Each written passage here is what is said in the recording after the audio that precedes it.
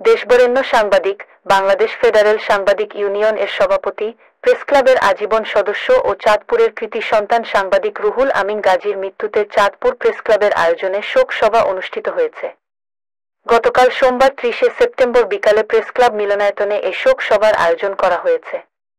অনুষ্ঠানে সভাপতিত্ব করেন চাঁদপুর প্রেসক্লাবের সভাপতি শাহাদাত হোসেন শান্ত।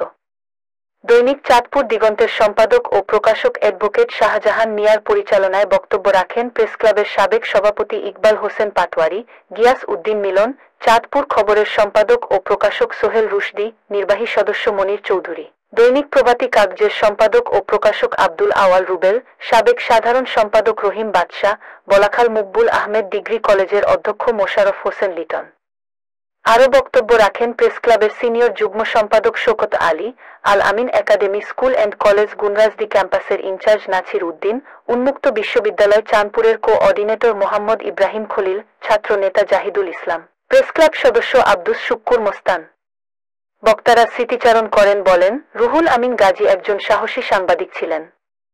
তিনি সকল পন্থীদের শীর্ষ নেতৃবৃন্দের কাছে শ্রদ্ধা স্থান করেছেন। এ জাতিকে নিয়ে তিনি অনেক স্বপ্ন দেখেছেন। তিনি একজন গুণী সাংবাদিক ছিলেন, একজন ভালো মানুষ ছিলেন।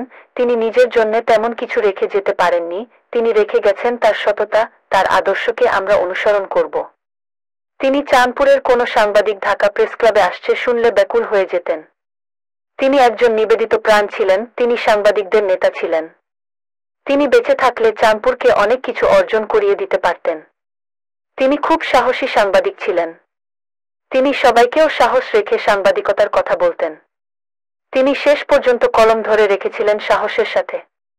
উপস্থিত ছিলেন জামায়াতে ইসলামী চাঁদপুর শহর আমির অ্যাডভোকেট শাহজাহান খান, প্রেসক্লাবের সাবেক সাধারণ সম্পাদক মির্জা জাকির, রিয়াদ ফেরদৌস, আল ইমরান শোভন, দৈনিক চাঁদপুর দিগন্তের নির্বাহী সম্পাদক ও নয়া দিগন্তের জেলা প্রতিনিধি ইলিয়াস পাটোয়ারি, প্রেসক্লাব সদস্য তালহা জুবায়ের, ফরিদুল ইসলাম, সিহাবুদ্দিন সেলিম, মিজানুর রহমান, জামায়াত নেতা বেলায়েত হোসেন শেখ, সাইফুল ইসলাম সবুজ, জুবায়ের হোসেন।